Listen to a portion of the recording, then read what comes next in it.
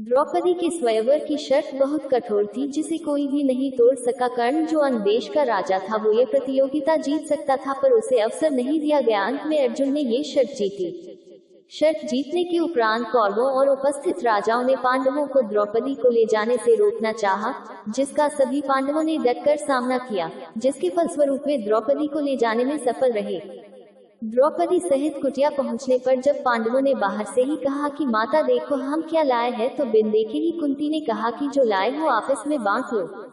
माता की आज्ञा का निरादर नहीं करना चाहते थे, परंतु उन्हें एहसास था कि ऐसा करना ठीक नहीं होगा। परिणाम स्वरूप कुंती ने द्रौपदी को पांचों पांडवों में से एक को चुनने के लिए कहा। द्रौपदी ने युधिष्ठिर को चुना।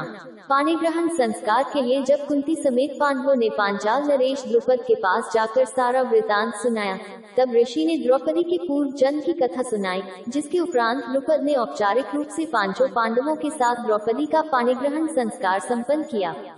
महाभारत में युधिष्ठिर सब कुछ हारने के बाद उन्होंने द्रौपदी को दांव पर लगा दिया और दुर्योधन की ओर से मामा शकुनी ने द्यूत में अग्निपुत्री द्रौपदी को जीत लिया।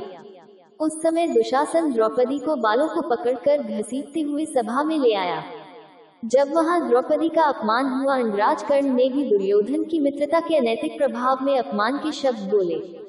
तब भीष्म पितामह, द्रोणाचार्य और विदुर जैसे न्यायकर्ता और महान लोग भी बैठे थे, लेकिन वहां मौजूद सभी बड़े दिग्गज मुंह झुकाए बैठे रह गए। इन सभी को उनके मौन रहने का दंड भी मिला।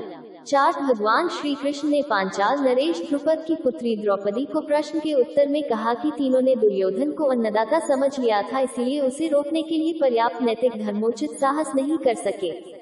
दुर्योधन के आदेश पर दुशासन ने सभा के सामने ही द्रौपदी की साड़ी चीर उतारना शुरू कर दी। सभी मौन थे।